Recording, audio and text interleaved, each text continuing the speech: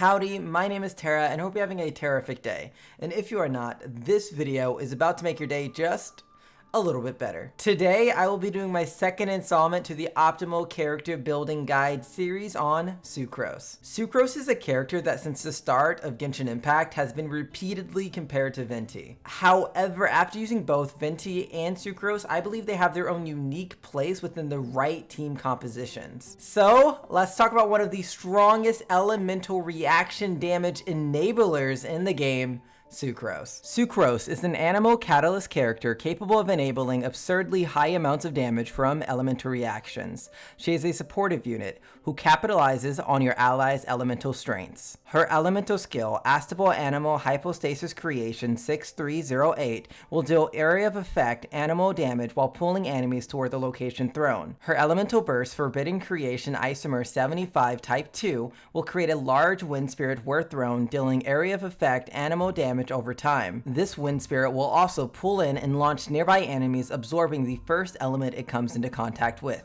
The element absorbed will deal additional corresponding elemental damage. You will not know what real damage is until using Sucrose as your enabler under the most optimal build. So first, let's talk about some recommended weapons for Sucrose. The first weapon that I'm going to recommend for Sucrose is the Widsith, and this is a 4-star weapon and hands down the strongest weapon on Sucrose. It has a crit damage secondary stat and an effect which gives one of 3 buffs every 30 seconds for 10 seconds when swapping to the equipped character. These buffs can be attack increased by up to 120%, elemental damage increased by up to 96%, or elemental mastery increased by up to 480. It is safe to say that on a character like Sucrose that every single one of these buffs will massively improve your damage output. It is also good to note that when using Sucrose as your enabler, she has around a 30-second downtime before all of her cooldowns replenish, which means if timed well, you can almost always make full use of the buff that Widsith gives. Her second passive talent also makes it so whenever her elemental skill or burst hits an enemy, your other party members' elemental mastery will increase by 20% of Sucrose's elemental mastery. If lucky, this means landing on that elemental mastery buff will net massive additional elemental reaction damage for not only Sucrose, but also for your entire party. Unfortunately, this weapon can only be obtained through the gacha though, so it may be hard to come by. Alternatively, Mappa Mar can be used in place of the Widsith, and Mappa Mar is a craftable 4-star catalyst, which means no relying on the gacha for this weapon. It has an elemental mastery secondary stat to make use of Sucrose's second passive skill, and the weapon's effect will increase elemental damage by up to 16% whenever an elemental skill is used, stacking twice. Mappa Mar just fits perfectly on a character like Sucrose, as once her first constellation is unlocked, she'll gain an additional charge of her elemental skill. This makes it possible to always utilize both stacks of Mappa Mar's elemental damage increase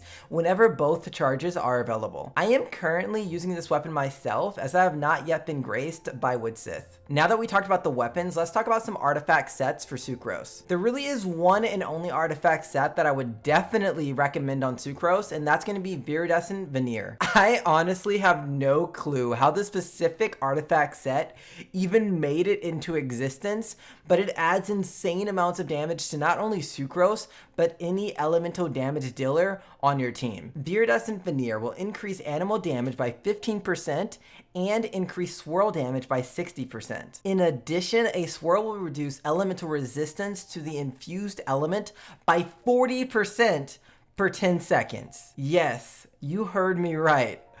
40% reduction in elemental resistance. Having thoroughly tested out Viridescent Veneer, this may single-handedly be the best artifact set in the entire game. Sucrose's damage will be boosted and your party members' elemental damage will also skyrocket. This set can be farmed at Adventure Rank 30, but I recommend holding off until the earliest at Adventure Rank 35, as your chances of getting this as a drop will be much higher. Now, for those that may not be far enough in the game to actually acquire this set, I do want to make a different option for you. Early game, you can use the Instructor Artifact Set, which will boost your elemental mastery by 80 and give an additional 120 elemental mastery to your entire team when an elemental reaction occurs. While this set is not horrible on Sucrose, It is nowhere near as impactful as Viridescent Veneer, so once you reach those later stages of the game, you will want to swap off of this set into Viridescent Veneer. Now once you get your artifact set pieces, there are specific main stats that you're going to want to be aiming for. For your sands, you're either going to want to aim for Energy Recharge or Elemental Mastery. Energy Recharge main stat is actually only available on the sand slot. Sucrose has a high energy cost of 80,